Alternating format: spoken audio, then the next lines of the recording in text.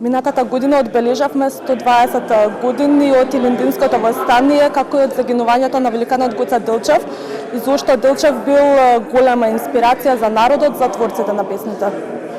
Гоце Делчев бил голема инспирација затоа што бил искрен кон делото и затоа што имал харизма. Гоце, каде што ќе се појавил, луѓето му верувале. Тој бил најголема инспирација и затоа уште пред историчарите да го вреднуваат неговото дело, народот веќе му подигнал споменик, испевајќи за него стотици песни. За Гоце има некаде над 200-300 песни и после Марко Крале тој е најопеан јунак на овие простори. Вашето неколку децениско творештво со повеќе од 25 дела го заокруживте со книгата Македонската борбена народна поезија Јунакот падна, бајракот не падна. Колкава е силата на песната? Песната била таа што го одржувала низ вековите. Песната може да поттикне, може да инспирира и секогаш песните били тие што создавале расположение борците од текот на илинденскиот период и подоцна се разбира, после одредени моменти кога пееле песната била таа што ги инспирирала за нови подвизи. Како ќе го пишете ова време, каква историја создаваме, на каде се движиме, имајќи предвид дека фолклористиката ја нема веќе во наставните програми? Фолклорот како да е изоставен од наставните програми, а фолклорот е најдобар показател за македонската национална самобитност.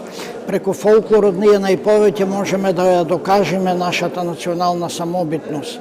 Меѓутоа фолклорот во последно време е и од лектирите исфрлен, и од учебниците, а по војната бил единствена лектира. По војната, кога немало доволно пишувана литература македонска, фолклорот бил тој што ја заменувал литературата. И Блаже Конески, збирката што ја објавил 45-та година македонски народни песни, пишува: сакам овие песни да се гледаат како дело на еден поет. На еден поет се мисли на народот. И вели народ што создал таква поезија нема да изостане и во уметничката поезија. И тоа навистина се случи. Ние имаме развиена литература со препознатливи белези, а тоа е националната димензија што дава фолклорот. Господине Китевски, денеска ја добивте наградата за животно дело 11 октомври во областа на науката како истражувач на македонскиот фолклор. Што значи за вас оваа награда и дали е поттик да продолжите со истражувањето во иднина?